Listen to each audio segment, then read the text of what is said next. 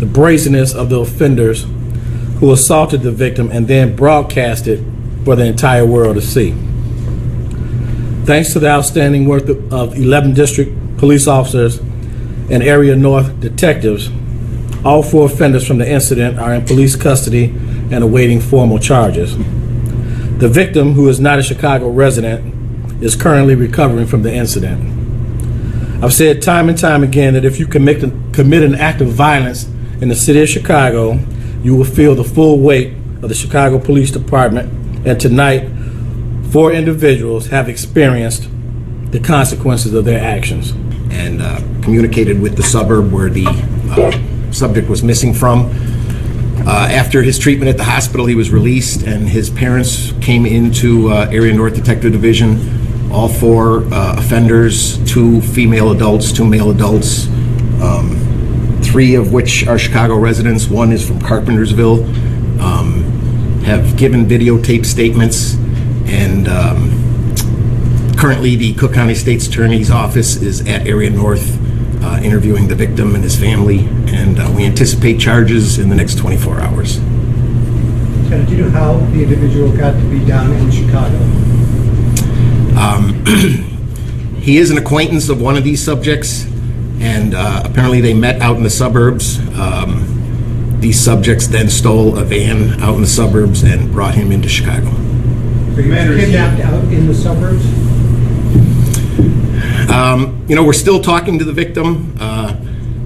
It's quite a possibility it is a kidnapping, and that's certainly one of the charges we'll be seeking if it turns out to be that. But he's traumatized by the incident, and it's very tough to communicate with him at this point. Commander, was he drugged or he appears inebriated? There's a second video where he clearly does not appear to be, like you said, he's disturbed. Is there any connection that he was possibly injected with something, or was he under the influence of something? We don't believe, he hasn't said he's under the influence of anything. I mean, obviously there were medical tests done at the hospital. Toxology will take a few weeks. Was there some drug connection that brought him in connection with this other individual he knew out in the suburb?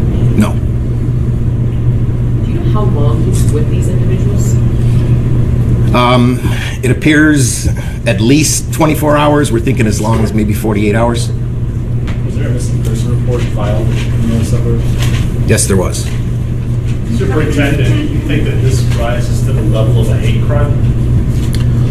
We're still investigating it, and if the facts guide us to that in that direction, then we'll certainly charge them appropriately. Superintendent, can you talk about the uniqueness of this case? Broadcast on Facebook Live, your officers were able to put these pieces together. And did your cyber team work on this? Were you able to use technology in that way? I'm just curious about how that. This was simply the hard work of some patrolmen that work in the 11th district, and this kind of illustrates how, you know, you hear the narrative that police are backing down and not doing their jobs. This is a perfect example of them doing their jobs. They cared enough when they saw this individual that appeared to be in distress to take the case even further and continue investigating, and it brought us to where we are right now. So I'm very proud of those officers. I'm proud of the detectives working on it. Can you give us your reaction to just seeing this video and what happened on this? Have you seen the video? It's sickening. It's sickening. You know, it makes you wonder what would make individuals treat somebody like that. You know, so I've been a cop for 28 years, and I've seen things that you shouldn't see in a lifetime, but it still amazes me how you still see things that you just shouldn't. So I'm not going to say it shocked me, but it was sickening. I know we heard a lot of things said in the video, directed towards white people, directed towards Donald Trump. Do you guys, what's the reason for this? Have you, in questioning, been able to determine anything?